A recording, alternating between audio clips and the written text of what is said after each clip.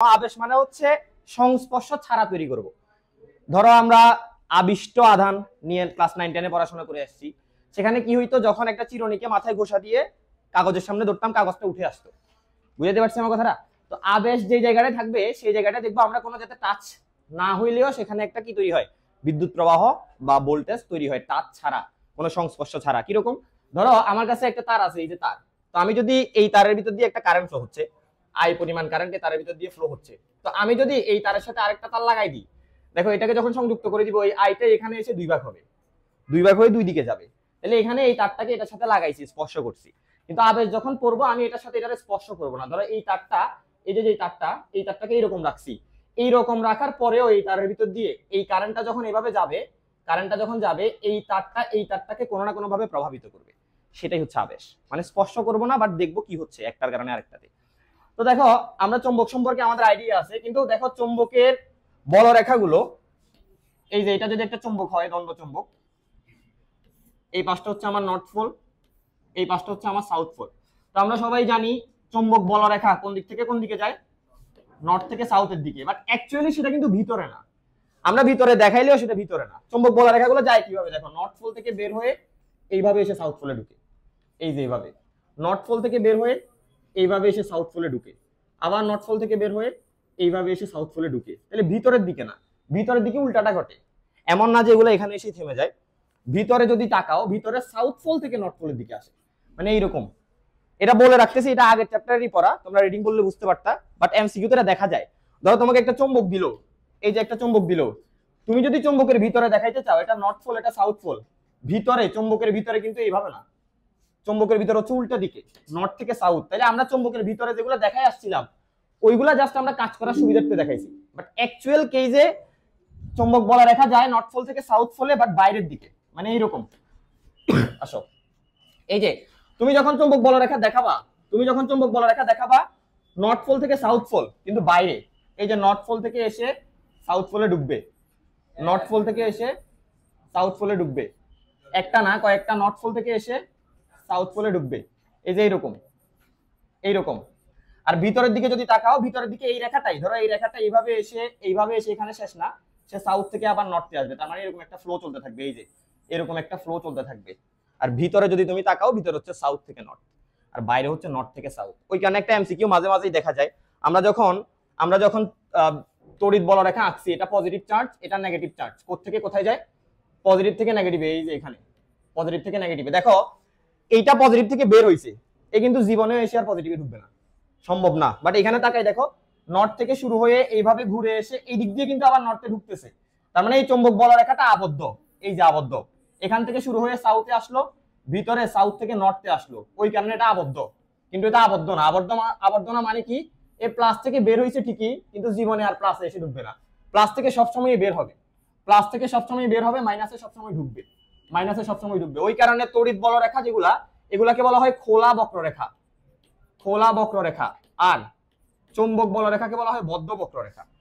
এটা এমসিকিউ তে তোমার কাজে লাগবে, বদ্ধ বক্ররেখা। তো আমি যেসব কেজে আগের চ্যাপ্টারে, ধরো এখানে নর্থ আর সাউথ, এইখানে নর্থ আর সাউথ দিয়ে দেখাইছি, এখানে নর্থ আর সাউথ দিয়ে এদিকে দেখাইছি, এইটা জাস্ট আমরা আমাদের কাজের জন্য দেখাইছি, আমাদের ওইখানে ভিতরে কি হচ্ছে সেটা দেখার দরকার ছিল না। আমি জাস্ট তোমাকে বুঝাইছি চুম্বক বলরেখা নর্থ থেকে সাউথের দিকে, বাট অ্যাকচুয়াল কেস যখন আসবে ভিতরে কিন্তু সাউথ থেকে নর্থ, এই যে এটা। আর বাইরে হইলে ঠিক আছে, এটা হচ্ছে বাইরে, নর্থ থেকে সাউথের দিকে হচ্ছে বাইরে, তার মানে এইভাবে আসবে, ভিতরে এসে আবার এইভাবে সেটাতে প্রবেশ করবে, এইভাবে অসংখ্য বলরেখা এইভাবে গমন করবে, এইভাবে গমন করবে অসংখ্য বলরেখা। এইটা হচ্ছে অ্যাকচুয়ালি চুম্বকের ক্ষেত্রে নর্থ থেকে সাউথ পোলে বলরেখা যাওয়ার দিকটা, ঠিক আছে? এটা একটু ছোট্ট করে মাথায় রাখবা যখন আমার চুম্বকের ভিতরের কেসগুলা বা বাইরের কেসগুলা জানতে হবে। আর দেখো চুম্বক কোনটা শক্তি কিরকম সেটা ডিপেন্ড করে তার নর্থ পোল আর সাউথ পোলের শক্তির উপর। যেই চুম্বকের নর্থ পোল আর সাউথ পোল যত বেশি শক্তিশালী, সেই চুম্বকটা তত বেশি শক্তিশালী। এটাকে বলা হয় চুম্বকের মেরু শক্তি। কোন চুম্বক কত বেশি শক্তিশালী সেটা ডিপেন্ড করে তার মেরু শক্তির উপর। মেরু শক্তি মানে দুই মেরু শক্তি, এই যে সাউথ পোল নর্থ পোল, উত্তর মেরু দক্ষিণ মেরু, যেই চুম্বকের উত্তর মেরু দক্ষিণ মেরু যত বেশি শক্তিশালী, সেই চুম্বকটাও তত বেশি শক্তিশালী। বুঝতে পারছি আমার কথাটা? আচ্ছা, আমার কাজ এখানে এগুলা নিয়ে না, আমি যে চ্যাপ্টারটা পড়তেছিলাম সেখানে তাড়িৎ চুম্বক আবেশ দেখতে চাই। তো দেখো তাড়িৎ চুম্বক আবেশ দেখবো মানে আমি বলছিলাম আমার কাছে একটা চুম্বক থাকবে, চুম্বক থেকে আমি কি তৈরি করব, বিদ্যুৎ তৈরি করব। চুম্বক থাকবে, চুম্বক থেকে আমি বিদ্যুৎ তৈরি করব। তো এটা আমি মুছে দিলাম, চুম্বক থেকে আমি বিদ্যুৎ তৈরি করব। তো চুম্বক থেকে যেহেতু বিদ্যুৎ তৈরি করব, আমি একটা চুম্বক নিলাম, এই যে ধরো এটা একটা চুম্বক, এই চুম্বকের এইটাকে ধরে নিলাম নর্থ পোল, এটাকে ধরে নিলাম সাউথ পোল, ধরে নিছি এটা হচ্ছে চুম্বকের নর্থ পোল সাউথ পোল। একটা চুম্বক আছে, এর ঠিক পাশে আমি একটা কুণ্ডলী নিলাম, কুণ্ডলী মানে পেঁচানো তার, এই যে এটা একটা তার কুণ্ডলী।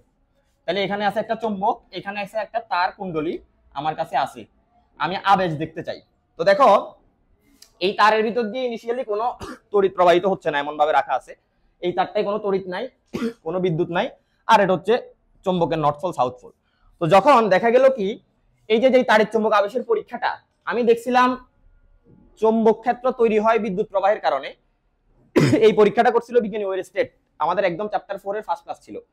একটা তারের ভিতর দিয়ে যখন তড়িৎ প্রবাহিত হবে তার আশেপাশে একটা চুম্বক ক্ষেত্র তৈরি হয়, এই পরীক্ষাটা ছিল বিজ্ঞানী ওয়েরস্টেডের। আর চুম্বক ক্ষেত্র থাকলে সেখান থেকে তড়িৎ প্রবাহ সৃষ্টি করা বা তড়িতের অস্তিত্ব বের করা, সেই পরীক্ষাটা হচ্ছে বিজ্ঞানী ফ্যারাডের। তার মানে এখন আমরা যে ঘটনাটা ঘটাচ্ছি এই ঘটনাটা পরীক্ষা করছে বিজ্ঞানী মাইকেল ফ্যারাডে। তার পরীক্ষা থেকে আসলে আসছে যে চুম্বক থেকে আসলে কোনোভাবে আমরা বিদ্যুৎ পাইতে পারি কিনা। তো ফ্যারাডে পরীক্ষা করার জন্য দুইটা জিনিস নিল, একটা হচ্ছে একটা কুণ্ডলী, তারের কুণ্ডলী, এই যে তারের কুণ্ডলীটা, আর একটা হচ্ছে একটা চুম্বক, চুম্বকের দুইটা মেরু, উত্তর মেরু দক্ষিণ মেরু। এভাবে রেখে দিলে নরমালি কিছু হয় না, নরমালি এখানে কোনো বিদ্যুৎ প্রবাহ আমি দেখতে পাবো না। তো ফ্যারাডে করলো কি, দেখো এইটা হচ্ছে বেসিক্যালি একটা কুণ্ডলী, ধরো একটা গোলাকার কুণ্ডলী, এরকম একটা গোলাকার কুণ্ডলী, এটা আমি দেখাইতে এভাবে দেখাইছি, বাট এটা রাখা আছে এভাবে, মানে চুম্বকটা এখানে রাখা আছে, তার ঠিক পিছনে এইভাবে গোলাকার একটা কুণ্ডলী রাখা আছে। বুঝতে পারছি আমার কথাটা? এবার দেখো এই যে চুম্বক যেটা, এই যে চুম্বক যেটা, এটাকে স্থির রাখবো আমি, কুণ্ডলীটাকে স্থির রাখবো, কুণ্ডলীটাকে স্থির রেখে এই চুম্বকটাকে এটার ভিতরে আনা নেয়া করব। মানে আমি চুম্বকটাকে ধরলাম, কুণ্ডলীটা স্থির, এই চুম্বকটাকে সামনে পিছনে ঘুরাচ্ছি, সামনে পিছনে ঘুরাচ্ছি। আচ্ছা আমি বুঝবো কেমনে কি হচ্ছে, বুঝার জন্য আমি যেহেতু তড়িতের অস্তিত্ব বের করতে চাই, আমি এই কুণ্ডলীর সাথে একটা গ্যালভানোমিটার লাগাই দিলাম, কুণ্ডলীর সাথে একটা গ্যালভানোমিটার লাগাই দিলাম, এই যে কুণ্ডলীর সাথে একটা গ্যালভানোমিটার। তাহলে ইনিশিয়ালি গ্যালভানোমিটারের কাটার বিক্ষেপ হবে শূন্য, মানে গ্যালভানোমিটারের কাটা নড়াচড়া করবে না, কারণ প্রাথমিক অবস্থায় এখানে কোনো কি নেই, বিদ্যুৎ নাই, আমি আগেই বলছি। তো দেখা গেল কি এরকম গ্যালভানোমিটার লাগাই দেওয়ার পর এই চুম্বকটাকে ধরে যখন মাইকেল ফ্যারাডে এই কুণ্ডলীর ভিতরে আনা নেওয়া শুরু করলো, দাঁড়াই থাকলে হবে না, আনা নেওয়া করতে হবে, মানে এটার একটা গতি থাকতে হবে। ভিতরে ঢুকাইলাম আবার বাইর করলাম, ভিতরে ঢুকাইলাম আবার বাইর করলাম, তখন এই যে গ্যালভানোমিটার, এই গ্যালভানোমিটারের কাঁটাটা এখান থেকে নড়ে এখানে চলে আসলো, মানে নড়াচড়া শুরু করছে। গ্যালভানোমিটারের কাঁটা নড়াচড়া করছে মানে ডেফিনেটলি এখানে একটা বিদ্যুৎ অবশ্যই প্রবাহিত হয়েছে। বুঝতে পারছি, যেটা আমি তারের মধ্যে দিয়ে দেখতেছি না, কিন্তু আমি গ্যালভানোমিটার দিয়ে ঠিক করতেছি যে ঠিক আছে এখানে একটা বিদ্যুৎ প্রবাহিত হয়েছে। এইবার এই বিদ্যুৎ প্রবাহিত যে হইলো, এখানে যে একটা বিদ্যুৎ তৈরি হইলো, এই বিদ্যুৎটা তো আগে থেকে ছিল না নরমালি। দ্বিতীয় কথা, আমি এই চুম্বককে এই তারের সাথে লাগাই নাই, কিন্তু এটা গোলাকার তার, জাস্ট তারের মাঝখানে চুম্বকটা আমি আনা নেয়া করছি, চুম্বকটাকে আমি তারের সাথে স্পর্শ করাই নাই। তাহলে স্পর্শ যেহেতু করাই নাই, তারপরও বিদ্যুৎ তৈরি হয়ে গেছে, দ্যাট মিনস এখানে যে ঘটনাটা ঘটছে সেটাই হচ্ছে আবেশ। এবং এই যে এই ঘটনাটা ঘটানো, তারের ভিতরে চুম্বকটাকে আনা নেয়া করছে, এই পুরো ঘটনাটাকে বলা হয় মাইকেল ফ্যারাডের তড়িৎ চুম্বক আবেশ। এটা একটা ঘটনা, তড়িৎ চুম্বক আবেশ। এবার দেখো এটা অনেকভাবে করতে পারি। দেখো এখানে মূল কারণটা কি ছিল, মূল কারণটা কি ছিল, তড়িৎ প্রবাহ উৎপন্ন হওয়ার। এই অবস্থায় তড়িৎ প্রবাহ নাই। তড়িৎ প্রবাহ কখন হয়েছে, যখন চুম্বকটাকে আনা নেয়া করছি, তার মানে চুম্বকের একটা গতি থাকছে। বুঝাইতে পারছি আমার কথাটা? আমি উল্টা কাজটাও করতে পারি, চুম্বকটা ধরো স্থির আছে, এই চুম্বকটা স্থির, এবার এই কুণ্ডলীটাকে চুম্বকের ভিতরে একবার ঢুকাইলাম একবার বাইর করলাম, একবার ঢুকাইলাম একবার বাইর করলাম, দেখা গেল এতেও গ্যালভানোমিটারের কাঁটা নড়াচড়া করে। তার মানে আমি চুম্বককে আনা নেয়া করতেছি নাকি কুণ্ডলীকে আনা নেয়া করতেছি সেটা ম্যাটার না, ম্যাটার করতেছে দুইজনের মধ্যে কোনো গতি আছে কিনা, যে কোনো একজনের বেগ থাকলেই হবে। এবার তুমি চিন্তা করো, ধরো এই চুম্বকটা এই দিক বরাবর একটা বেগ নিয়ে, এই দিক বরাবর একটা বেগ নিয়ে সাপোজ 2 মিটার পার সেকেন্ড বেগ নিয়ে আগাচ্ছে, এই চুম্বকটাও এই দিক বরাবর 2 মিটার পার সেকেন্ড বেগ নিয়ে আগাচ্ছে, দুইটারই বেগ আছে, তাতেও কিন্তু এখানে কোনো বিদ্যুৎ প্রবাহ সৃষ্টি হবে না, কারণ এটারও 2 মিটার পার সেকেন্ড, এটারও 2 মিটার পার সেকেন্ড, দুইটার জন্য আলটিমেটলি একে অন্যের সাপেক্ষে জিরো। ঠিক আছে, তাহলে আমি একজন আরেকজনের সাপেক্ষে হিসাব করতেছি, দ্যাট মিনস এখানে আমরা যেটা হিসাব করতেছি শুধু গতি বললে হবে না, সেটা হচ্ছে আপেক্ষিক গতি। তার মানে একজনের সাপেক্ষে আরেকজনের আপেক্ষিক গতি থাকতে হবে। লেটস সে এখানে ধরো এইটার ভ্যালু ধরো 5, তাইলেও আমি গ্যালভানোমিটারের কাঁটার বিক্ষেপ দেখতে পাবো। এইটা আর এইটার বেগের পার্থক্য থাকলেই আমি গ্যালভানোমিটারের কাঁটার বিক্ষেপ দেখতে পাবো। তাহলে এই যে পুরা টোটাল ঘটনাটা যেটা বললাম, বিদ্যুৎ তৈরি হইলো, এটাকে বলা হচ্ছে আবেশ। এই আবেশটার পিছনে সর্বপ্রথমে কারণ হচ্ছে দুইটার মধ্যে একটা আপেক্ষিক গতি থাকা, এটাই কারণ, দুইটার মধ্যে একটা আপেক্ষিক গতি থাকতে হবে। আরো কারণ আছে, বাট প্রথমে আমি যেটা পাইলাম সেটা হচ্ছে দুইটার মধ্যে অবশ্যই আপেক্ষিক গতি থাকতে হবে। এখন তুমি দেখবা তড়িৎ চুম্বক আবেশ আমরা কয়েকভাবে তৈরি করতে পারি। কিভাবে? কুণ্ডলীটাকে স্থির রেখে চুম্বকটাকে আনা নেয়া করলে হইতে পারে, চুম্বকটাকে স্থির রেখে কুণ্ডলীটাকে আনা নেয়া করলে হইতে পারে, অথবা দুইটাকেই বেগ দিব, তবে একই বেগ দেওয়া যাবে না। একটাকে বেগ যা দিব ওইটাকে তার চেয়ে কম দিতে হবে বা বেশি দিতে হবে। দেখো তুমি যদি এটা কম দাও, এটা সামনে রাখো, এটা বেশি দাও, তাইলে আবার হবে না। কারণ তুমি এটার বেগ বেশি দিছো, এটা সামনে রাখছো, এটা কম দিছো, তাহলে তো এটা চলে যাবে, এটা কি তুমি পাবাই না। তাহলে এমন ভাবে রাখবা যাতে যাতে একটা একটার ভিতরে কোনো সংস্পর্শ না হয়, কিন্তু তাদের মধ্যে একটা আপেক্ষিক গতি থাকে বা আপেক্ষিক বেগ থাকে। যতক্ষণ আপেক্ষিক বেগ থাকবে বা গতি থাকবে ততক্ষণ ওই গ্যালভানোমিটারের কাঁটা নড়াচড়া করবে, আদারওয়াইজ গ্যালভানোমিটারের কাঁটা নড়াচড়া করবে না। এটা হচ্ছে প্রথম কথা। তাহলে দ্বিতীয় কথা হচ্ছে, তুমি যদি চুম্বকের মেরুগুলোকে পাল্টে দাও, চুম্বকের মেরুগুলোকে যদি পাল্টে দাও, ধরো আমি তো এটা ধরে নিছি, এবার ধরলাম এটা নর্থ পোল, এটা সাউথ পোল। আগে গ্যালভানোমিটারের কাঁটা যদি এইদিকে বিক্ষেপ দিত, এবার গ্যালভানোমিটারের কাঁটা বিক্ষেপ দিবে এইদিকে। তার মানে কারেন্টের দিকটা উল্টে গেছে। মানে আগে কারেন্ট যদি এই দিক থেকে এইদিকে প্রবাহিত হইতো, সাউথ আর নর্থ থাকলে, যদি আমি সাউথকে নর্থ, নর্থকে সাউথ বানাই, তাহলে বিদ্যুৎ প্রবাহটা চেঞ্জ হয়ে এইদিকে হয়ে যাবে। মানে বিদ্যুৎ প্রবাহের দিকটাও ডিপেন্ড করতেছে তুমি কিভাবে চুম্বকটা রাখতেছো। বুঝাতে পারছি আমার কথাটা? তাহলে আমার এখানে কারণ পাইলাম আমি বেসিক্যালি আপেক্ষিক গতি, আপেক্ষিক গতি থাকতে হবে কার কার মধ্যে? এটা হচ্ছে একটা দণ্ড চুম্বক, এটা হচ্ছে একটা দণ্ড চুম্বক বা চুম্বক দণ্ড, আর এটা হচ্ছে একটা তার কুণ্ডলী, তার কুণ্ডলী, তার কুণ্ডলী। এই দুইটার মধ্যে আপেক্ষিক গতি অবশ্যই থাকতে হবে, আপেক্ষিক গতি থাকতে হবে, থাকতে হবে। তাহলে আমি কি লিখতে পারি? আমি যেটা লিখতে পারি, একটি দণ্ড চুম্বক, একটি দণ্ড চুম্বক ও একটি তার কুণ্ডলী যেটা বিদ্যুৎ পরিবহন করতে পারে, ও একটি, আচ্ছা এটা হচ্ছে পরিবাহী তার, এটা অপরিবাহী হলে আবার হবে না, কারণ আমি তো বিদ্যুৎই মাপতে চাই। তাহলে একটি দণ্ড চুম্বক ও একটি তড়িৎবাহী, তড়িৎবাহী তার কুণ্ডলীর, তার কুণ্ডলীর মধ্যে আপেক্ষিক গতির কারণে,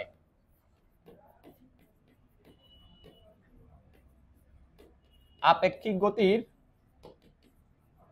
কারণে, দেখো এই আপেক্ষিক গতির কারণে এখানে কি সৃষ্টি হয়েছে? বিদ্যুৎ। এই বিদ্যুৎটাকে আমরা বলতেছি আবিষ্ট বিদ্যুৎ। যেহেতু আবেশের মাধ্যমে বিদ্যুৎটা হয়েছে, এটাকে বলা হয় আবিষ্ট বিদ্যুৎ বা আবিষ্ট তড়িৎ প্রবাহ। এবার বিদ্যুতের পিছনে বেসিক্যালি থাকে কে? বিদ্যুতের পিছনে বেসিক্যালি থাকে ভোল্টেজ, ওহমের সূত্র। নির্দিষ্ট তাপমাত্রায় কোনো পরিবাহীর মধ্য দিয়ে প্রবাহিত তড়িৎ ওই পরিবাহী দুই প্রান্তের বিভব পার্থক্য সমানুপাতিক। তার মানে এখানে একটা তড়িৎ প্রবাহ সৃষ্টি হয়েছে, ডেফিনেটলি এখানে একটা ভোল্টেজ ক্রিয়েট হয়েছে। ভোল্টেজ মানে বিভব পার্থক্য, তো আমরা সেটাকে কি বলি? তড়িৎচালক শক্তি বা তড়িৎচালক বল বলি। তার মানে দেখো পুরা ঘটনার সারাংশ কি? দুইটার মধ্যে আপেক্ষিক গতি থাকবে, যখন আনা নেয়া করবো এখানে একটা তড়িৎ চালক শক্তি উৎপন্ন হবে। তড়িৎ চালক শক্তি উৎপন্ন হওয়া মানে তড়িৎ প্রবাহ তৈরি হওয়া। যেই তড়িৎ প্রবাহটা তৈরি হয়েছে সেটাকে বলা হয় আবিষ্ট তড়িৎ প্রবাহ, যেই ভোল্টেজটা তৈরি হয়েছে সেটাকে বলা হয় আবিষ্ট তড়িৎ চালক শক্তি। বুঝাতে পারছি আমার কথাটা? তাহলে একটি দণ্ড চুম্বক ও একটি তড়িৎবাহী তার কুণ্ডলীর মধ্যে আপেক্ষিক গতির কারণে যদি, যদি আবিষ্ট, আবিষ্ট যদি না লিখে যে লিখো, যে আবিষ্ট তড়িৎ চালক শক্তি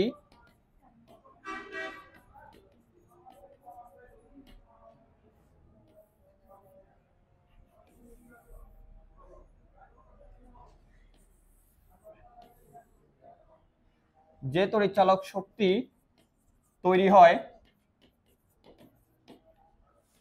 তৈরি হয় তাকে আবিষ্ট তড়িৎ চালক শক্তি বলে।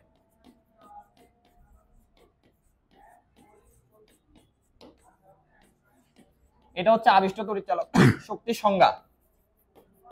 আবিষ্ট তড়িৎ চালক শক্তি বলে এবং উৎপন্ন প্রবাহকে,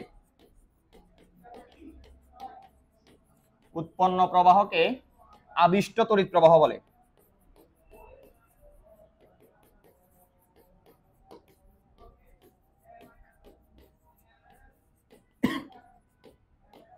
এই ঘটনাকে, এই টোটাল ঘটনাকে তাড়িৎ চুম্বক আবেশ বলে।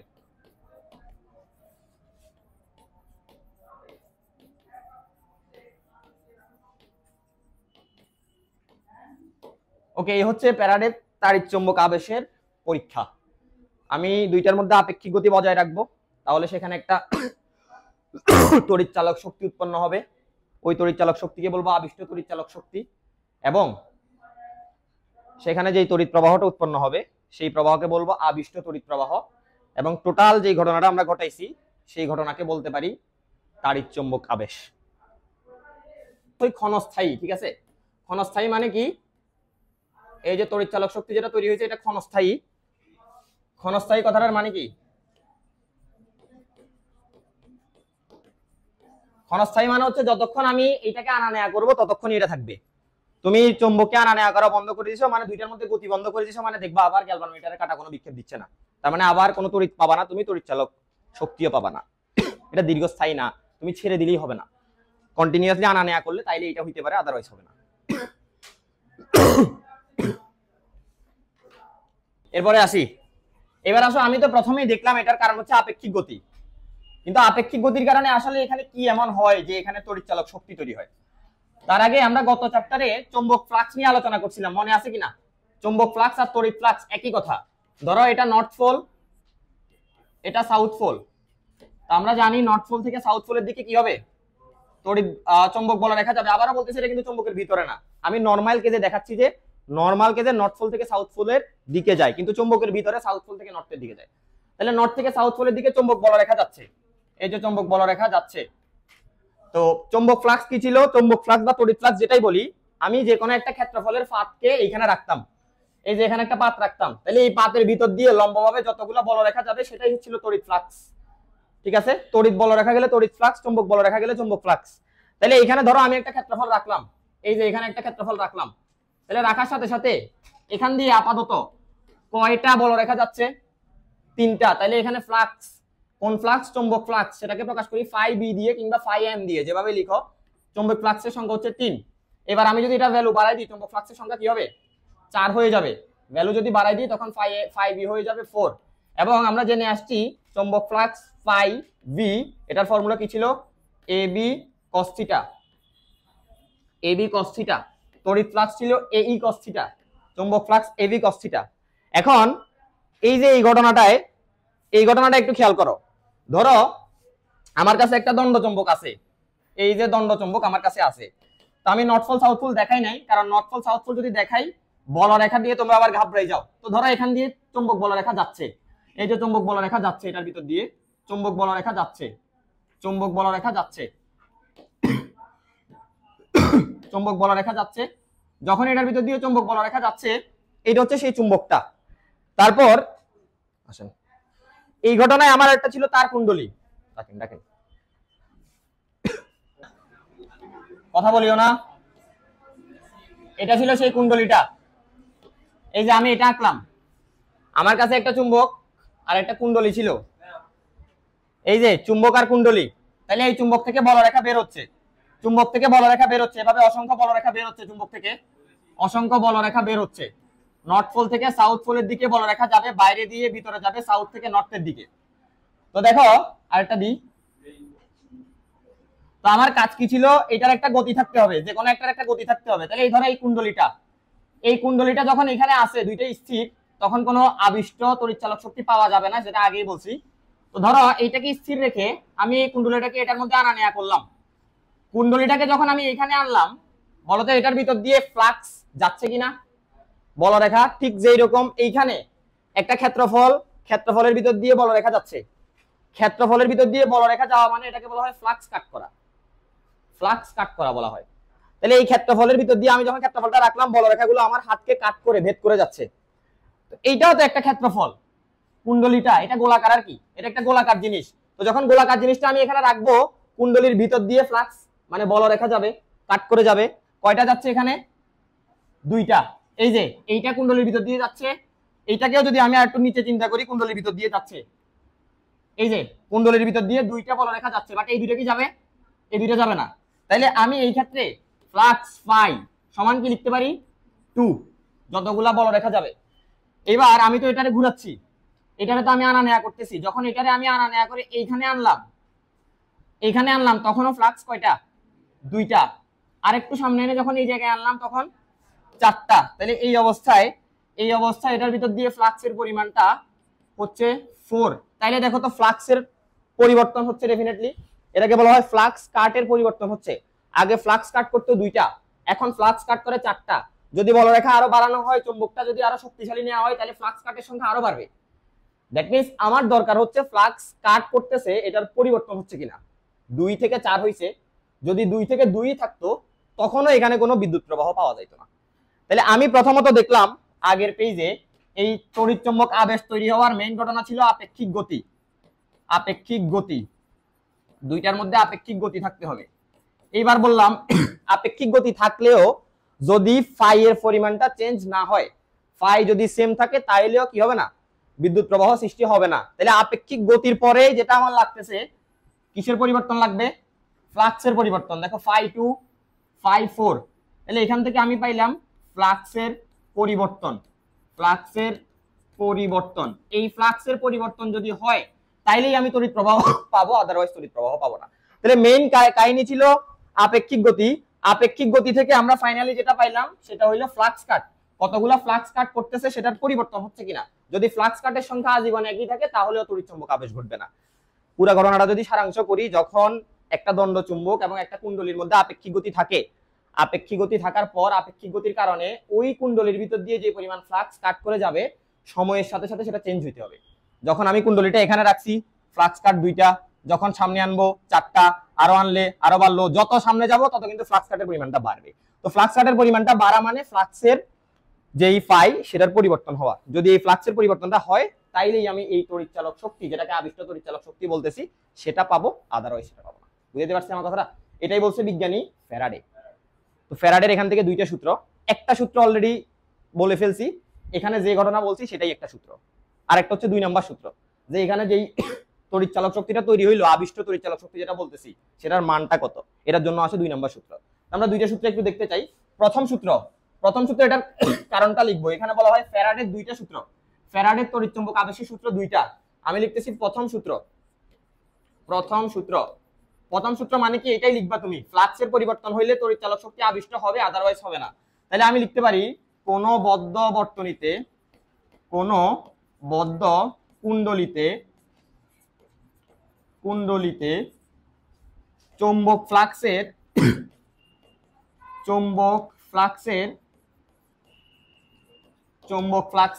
পরিবর্তনের ফলে, চৌম্বক ফ্লাক্স থাকলেই হবে না, ফ্লাক্সের পরিবর্তন লাগবে।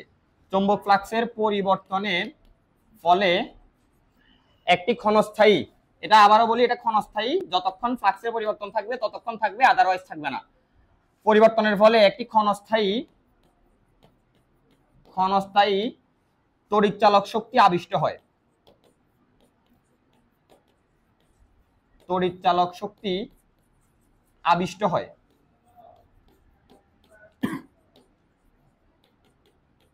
তড়িৎচালক শক্তি আবিষ্ট হয়। ওকে, এই আবিষ্ট তড়িৎচালক শক্তির মান, আবিষ্ট তড়িৎচালক শক্তির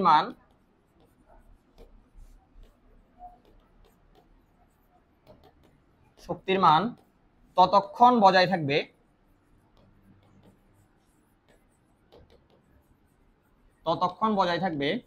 যতক্ষণ ফ্লাক্সের পরিবর্তন থাকবে।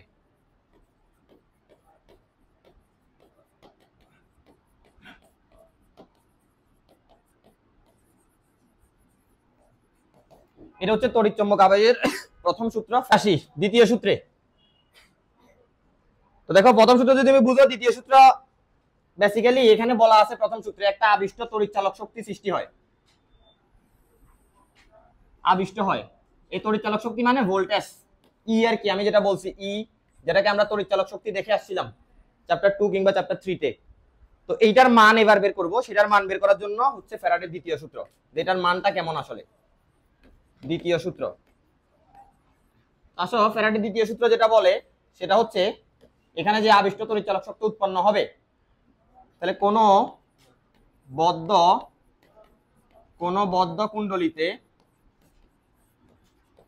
কুণ্ডলীতে চৌম্বক ফ্লাক্সের পরিবর্তনের ফলে,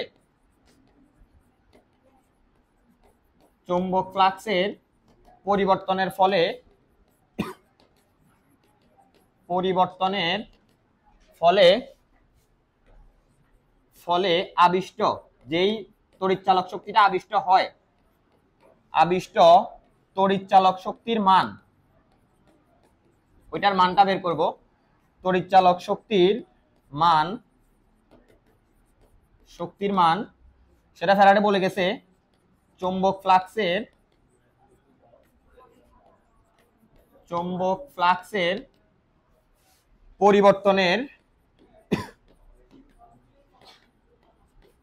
পরিবর্তনের হারের ঋণাত্মক মানের সমানুপাতিক।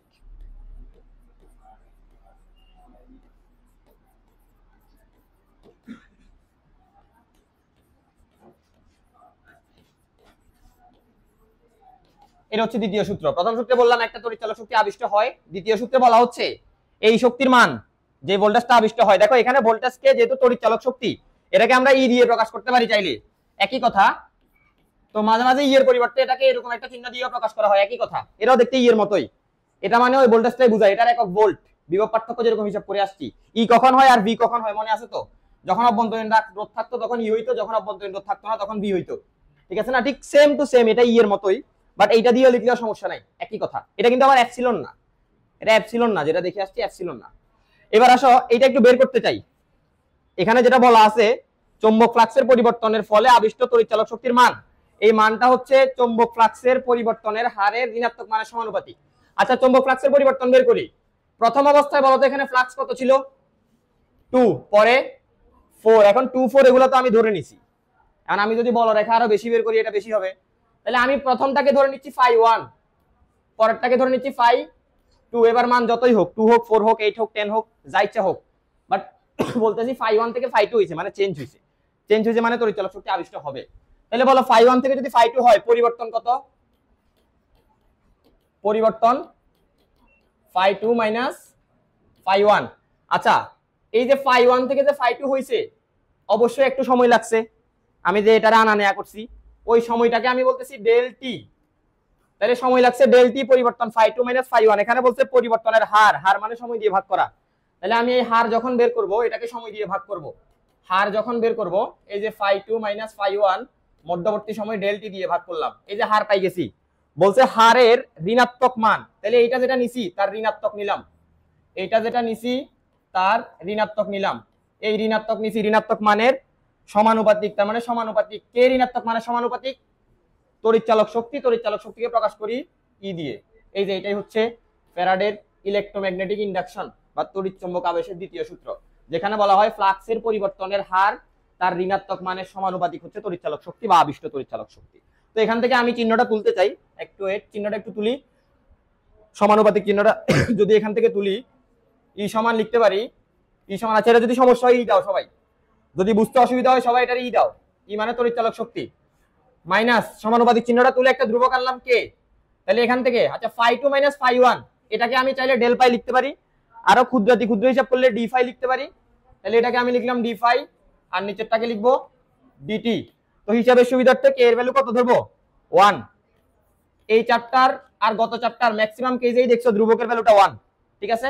তাহলে এখান থেকে যেটা পাবো E equals to minus d phi by DT.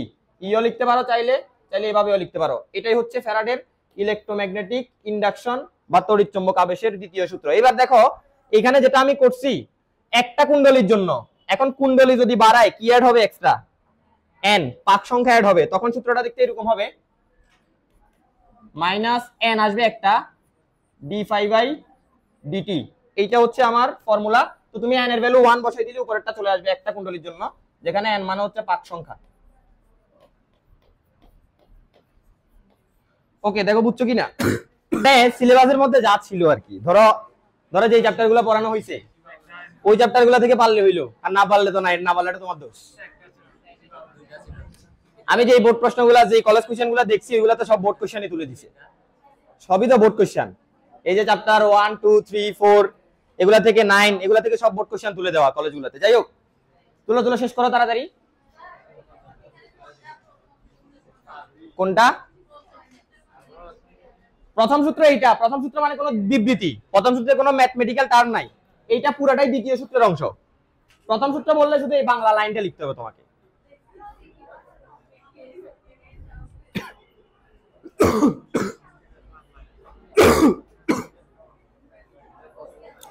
ওকে, লিখো 100 পাকের একটি সংবদ্ধ তারকুণ্ডলীর ব্যাস, 100 পাকের একটি সংবদ্ধ তারকুণ্ডলীর ব্যাস, 100 পাকের একটি সংবদ্ধ তারকুণ্ডলীর ব্যাস 0.2 মিটার। 100 পাকের একটি সংবদ্ধ তারকুণ্ডলীর ব্যাস 0.2 মিটার। একে একটি সুষম চৌম্বক ক্ষেত্রে স্থাপন করা হলো,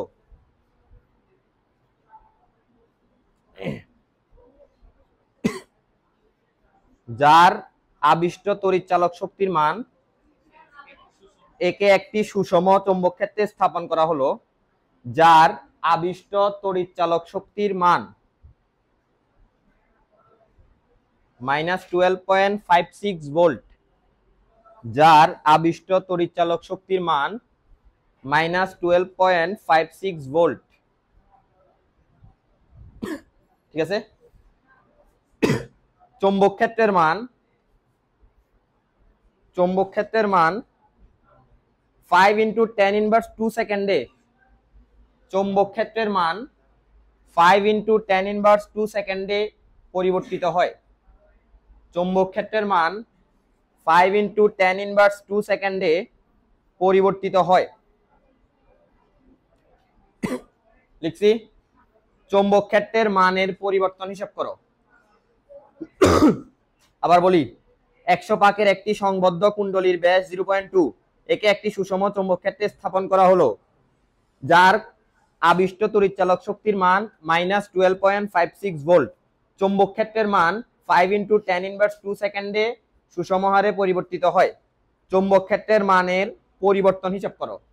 চৌম্বক ক্ষেত্রের মানের পরিবর্তন হিসাব করো। তাহলে দেখো, আমরা ফ্যারাডের দ্বিতীয় সূত্র থেকে জানি তড়িৎচালক শক্তি E যেটা, সেটা হচ্ছে -n dφ/dt। আবার ফাই মানে কি জানি, ab cos θ। ফাই মানে ab cos θ। তো যেহেতু এখানে থিটার ভ্যালু বলে নাই, অবশ্যই আমি 0 ডিগ্রি ধরে নিব। ফাই = ab cos 0 ডিগ্রি, তো cos 0 ডিগ্রির ভ্যালু 1, তাহলে এখান থেকে ফাই = আসবে ab সিম্পলি। আবারও বলি, কোণের ভ্যালু না বললে আমি ডাইরেক্ট ab নিয়ে কাজ করলেই চলবে, যখন আমাকে কোণের ভ্যালু বলবে না, অথবা কোনো জায়গায় বলে দিবে লম্ব সমান্তরাল, এগুলা বলে দিবে, কিচ্ছু না বললে আমি ফাই = ডাইরেক্ট ab লিখবো। তাহলে এখান থেকে E = যেটা পাবো -n ddt অফ ফাই মানে ab। ওকে, তাহলে -n। আচ্ছা, এখানে যখন ডিফারেন্সিয়েট করবে কে বাইরে আসবে বলো তো? a। কেন এ বাইরে আসবে? কারণ যেই কুণ্ডলীটা, সেই কুণ্ডলীর ক্ষেত্রফল তো কিছুক্ষণ পর চেঞ্জ হচ্ছে না, বাট চৌম্বক ক্ষেত্র চেঞ্জ হবে না? হবে। কেন চৌম্বক ক্ষেত্র চেঞ্জ হবে? এখানে তাকাই দেখো, আমি যত কুণ্ডলীটিকে আনা নেয়া করব, কুণ্ডলী তো চেঞ্জ হচ্ছে না, কিন্তু ফ্লাক্সের পরিবর্তন হচ্ছে। ফ্লাক্সের পরিবর্তন হলে তো চৌম্বক ক্ষেত্র চেঞ্জ হবে। তাহলে আমি এখান থেকে লিখতে পারি এটা কনস্ট্যান্ট, এটা বাইরে আসবে, তারপর এখান থেকে লেখা যায় dv dt। তাহলে আমাকে চৌম্বক ক্ষেত্রের পরিবর্তন, চৌম্বক ক্ষেত্র মানে b, পরিবর্তন মানে dv, এই dv বের করতে হবে। তাহলে dv সমান আমি লিখতে পারি -e dt / na। দেখো সবকিছুর মান দেয়া আছে, মাইনাস, এটা হচ্ছে আবিষ্ট, আবিষ্ট কত দেয়া আছে? -12.56 ইনটু টাইম কত? 5 × 10⁻²। পাক সংখ্যা 100, ক্ষেত্রফল দেয়া আছে না ব্যাস দেয়া আছে নাকি? তা আমরা তো জানি কুণ্ডলী, বৃত্তাকার কুণ্ডলীর ক্ষেত্রফল πr²। পাই ব্যাস কত দেয়া? 0.2, তাহলে ব্যাসার্ধ হচ্ছে 0.1। 0.1 কিসে দেয়া? মিটারে। তাইলে আর মিলিমিটারে, মিটারে দেয়া থাকলে আর কিছু নিচে হবে না। এখান থেকে একটা ক্যালকুলেশন করে আনসার পাবা, এত মিটার স্কয়ার। তাহলে এখানে এর ভ্যালুটা বসাবা, বসাইলে যেটা আসবে dv, সেটাই আমার আনসার। dv মানে চৌম্বক ক্ষেত্র, চৌম্বক ক্ষেত্রের একক হচ্ছে টেসলা, এটাই হচ্ছে আমার আনসার। দেখো বুঝছি কিনা?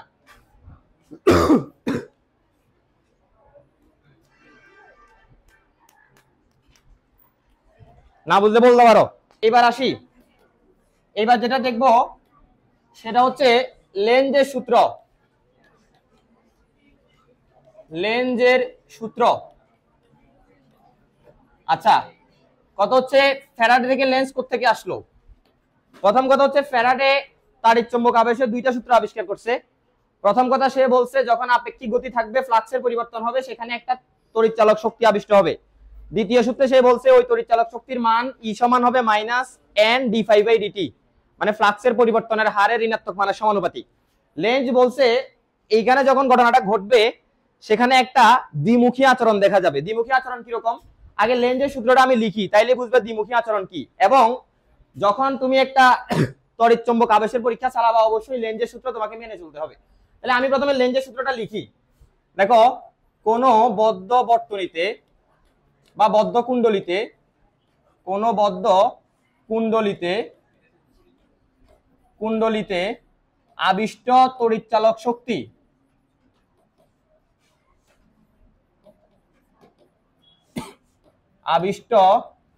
তড়িৎচালক শক্তি ধর্ম এমন হয় যে সৃষ্ট হওয়া মাত্রই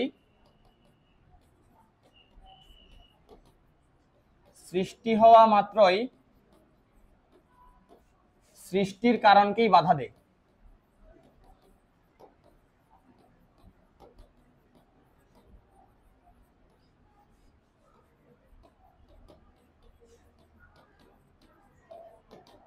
এটা হচ্ছে লেঞ্জের সূত্র। একটু বেইমানি টাইপের, বুঝো নাই? মানে যেই কারণে সৃষ্টি হবে সেই কারণকে সে বাধা দিবে। আচ্ছা, এবার একটু দেখি। ধরো এইটা দেখার আগে এটা জিনিস বলি। আমার কাছে ধরো একটা কুণ্ডলী আছে, এই যে একটা তার কুণ্ডলী সাপোজ।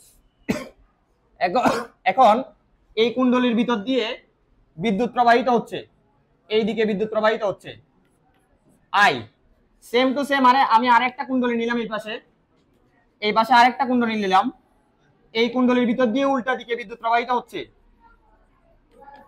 আমরা তো চ্যাপ্টার 4 থেকে জেনে আসছি বিদ্যুৎ প্রবাহের কারণে আশেপাশে একটা চৌম্বক ক্ষেত্র তৈরি হবে, সেটা একটু বের করি। ধরো এই কেন্দ্রে চৌম্বক ক্ষেত্রটা বের করতে চাই। কেন্দ্রে আমি ডান হাত দিয়ে বি এর মান বের করতাম, বি এর দিক মান না, ডান হাতি নিয়ম দিয়ে ফ্লেমিং এর বি বের করতাম। তাহলে এইটা ছিল আমার তড়িৎ প্রবাহ, আর বাম হাতি নিয়ম দিয়ে কি বের করতাম, এফ বল। তাহলে এটা হচ্ছে তড়িৎ প্রবাহ।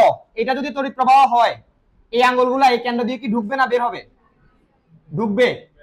এই যে ঢুকবে মানে ক্রস, ঢুকবে মানে ক্রস, এই ক্ষেত্রে বের হয়ে আসবে মানে ডট। এবার আসো, ক্রস আর ডট মানে কি বোঝায়? ক্রস মানে আমি যদি এখানে একটা দণ্ড চুম্বক আঁকি, এই যে এটা একটা চুম্বক, এই চুম্বকের এইটা হচ্ছে নর্থ পোল, এটা হচ্ছে সাউথ পোল। যদি ভিতরে খেয়াল করি, ভিতরে চৌম্বক ক্ষেত্রের দিক কোথায়? ভিতরে সাউথ থেকে নর্থ, এই যে সাউথ থেকে নর্থ এইভাবে যাবে, তাই কিনা? ভিতরে।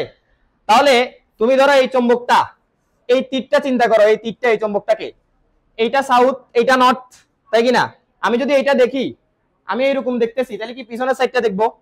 পিছনের সাইড দেখা মানে এই অনুযায়ী কি দেখা? সাউথ দেখা। আর সামনের সাইড দেখা মানে? তাহলে তুমি এবার বিবেচনা করো, এইখানে তুমি কি দেখতেছো, সাউথ না নর্থ? সাউথ। কেন? ক্রস মানে চলে যাচ্ছে সে। তুমি পিছনের সাইড দেখতেছো, তার মানে তুমি সাউথ দেখতেছো। দ্যাট মিন্স এই জায়গায় আমি দেখবো সাউথ, ঠিক আছে? আর এই জায়গায় দেখবো নর্থ। এটা হচ্ছে কারণ, বইতে এটা ডিরেক্টলি বলা আছে, বাট তুমি এমনিতে মুখস্থই রাখবা। বাট যদি কখনো ভুলে যাও, যেভাবে বলছি সেভাবে তুমি বের করে নিবা। মুখস্থ কি রাখবা? দেখো এই তড়িৎ প্রবাহ কি ক্লকওয়াইজ না অ্যান্টি ক্লকওয়াইজ? এটা ক্লকওয়াইজ, অ্যান্টি ক্লকওয়াইজ না, এটা অ্যান্টি ক্লকওয়াইজ, এটা ক্লকওয়াইজ। আচ্ছা, ক্লকওয়াইজ হইলে কোন পোল দেখতে পাচ্ছ? South pole. দেখবা বইতে এটা ডিরেক্ট লেখা, সাউথ পোল বা দক্ষিণ না উত্তর? দক্ষিণ। সাউথ মানে দক্ষিণ মেরু। আর এটা অ্যান্টি ক্লক,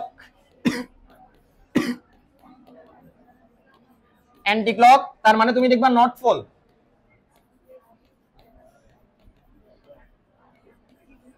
পোল। মানে উত্তর। কথা সারাংশ কি? তুমি একটা কুণ্ডলী নিলা, কুণ্ডলীর ভিতর দিয়ে তড়িৎ প্রবাহ যাইতে দেখতেছো, তুমি যেখান থেকে তাকাবা সেখানে যদি দেখো তড়িৎ প্রবাহ ক্লকওয়াইজ, তার মানে তুমি বুঝবা তুমি সাউথ পোলে দাঁড়াই আছো। আবার বলি, কোন একটা তার দেখছো তুমি, এই যে তারটা তুমি দেখছো, এই তারের ভিতর দিয়ে ধরো এই জায়গায় বিদ্যুৎ প্রবাহিত হচ্ছে। তা আমি এখান থেকে দেখলাম, বলো আমি এটাকে কি দেখতেছি, ক্লক না অ্যান্টি ক্লক? ক্লকওয়াইজ। তাহলে আমি যে জায়গায় দাঁড়ায় আছি আমার এই পাশটা হচ্ছে সাউথ পোল। এবার কেউ যদি পিছনে গিয়ে দেখে সে কি ক্লকওয়াইজ দেখবে না অ্যান্টি ক্লক? Anti clock. তার জন্য হবে সেটা কি, নর্থ পোল। ঠিকই তো আছে, এটার এই পাশ সাউথ, এই পাশ তাইলে নর্থ। বুঝতে পারছি আমার কথাটা? তুমি এটা ডাইরেক্ট মুখস্থ রাখবা। আর যদি ধরো মুখস্থ না থাকে এভাবে একটু চিন্তা করলে বের হয়ে আসবে কোনটা নর্থ কোনটা south. Clockwise south, anti clockwise north. Clockwise south, anti clockwise north. এই দুইটা জিনিস একটু লিখো, তারপর আমি লেঞ্জের সূত্রে যাই।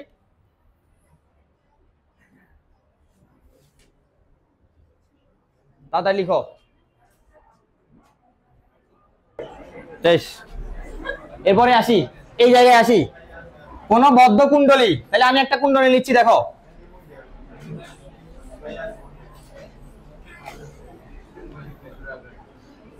এই যে একটা কুণ্ডলী নিলাম, মানে এখানে অনেকগুলা প্যাচ, একটা তার তাকে অনেকগুলা প্যাচ, পাক সংখ্যা অনেক।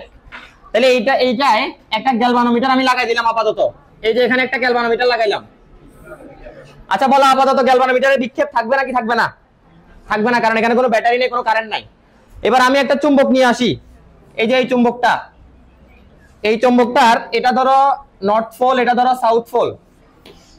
এইটাকে যখন নিয়ে আসবো, এই যে দেখো এটাকে নিয়ে আসলাম, এইটাকে যখন নিয়ে আসবো অবশ্যই এইটার প্রভাবে এই কুণ্ডলীতে একটা কি তৈরি হবে, আবিষ্ট তড়িৎচালক শক্তি বা আবিষ্ট তড়িৎ তৈরি হবে।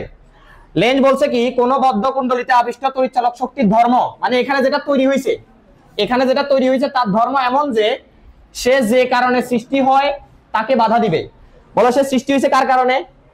এই চুম্বকের কারণে। এখানে একটা তড়িৎচালক বল আবিষ্ট হয়েছে এই চুম্বকের কারণে।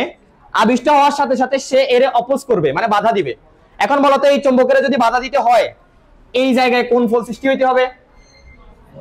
North pole. কেন? কারণ নর্থ পোলই তো নর্থ পোলে বাধা দিবে, সাউথ নর্থ আকর্ষণ করে। তার মানে এই কুণ্ডলীর এই পাশটায় কোন পোল তৈরি হবে? North pole.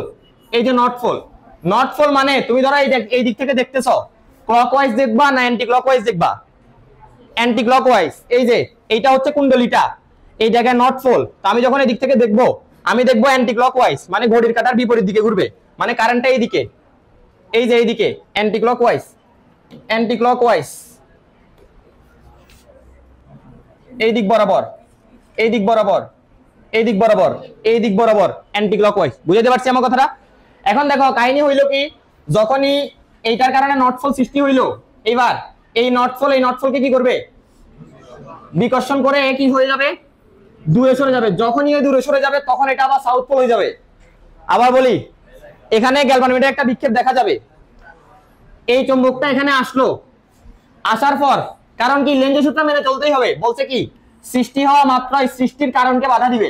তাহলে আমি এটাকে যখন এইখানে আনলাম, এইটাকে যখন আমি এইখানে আনলাম, এইটাকে যখন আমি এইখানে আনলাম, এখানে নর্থ পোল তৈরি হইলো। নর্থ পোল, নর্থ পোল তৈরি হইলে এটার ভিতর দিয়ে অ্যান্টি ক্লকওয়াইজ বিদ্যুৎ পরিবাহিত হইলো। গ্যালভানোমিটারের কাঁটা দেখে আমি বুঝলাম যে বিদ্যুৎ পরিবহন হইলো। তো এটা যখন নর্থ পোল হবে, এই নর্থ পোল বা এই চুম্বককে একটুখানি কি করতে চাইবে? বিকর্ষণ করতে চাইবে। বিকর্ষণ করে যখন দূরে ঠেলে দিতে চাইবে তখন এ হয়ে যাবে আবার সাউথ পোল। যখন একটুখানি দূরে সরে যাবে এইটা সাউথ পোল হয়ে যাবে। সাউথ পোল হয়ে এই নর্থ পোলকে আবার টান দিবে। বুঝাতে পারছি? তার মানে এই চুম্বকটা বেসিক্যালি এইভাবে আসবে, এখানে আবার নর্থ পোল হয়ে যাবে, দূরে যাবে, সাউথ পোল হয়ে যাবে, আবার আকর্ষণ করবে, আবার নর্থ পোল হয়ে যাবে, আবার বিকর্ষণ করবে, আবার দূরে যাবে। এক কথায় দ্বিমুখী আচরণ, মানে না কাছে আসতে দিবে না দূরে যাইতে দিবে। আকর্ষণ বিকর্ষণ অনেকটা এইরকম, তুমি দেখে বুঝতে পারতেছো।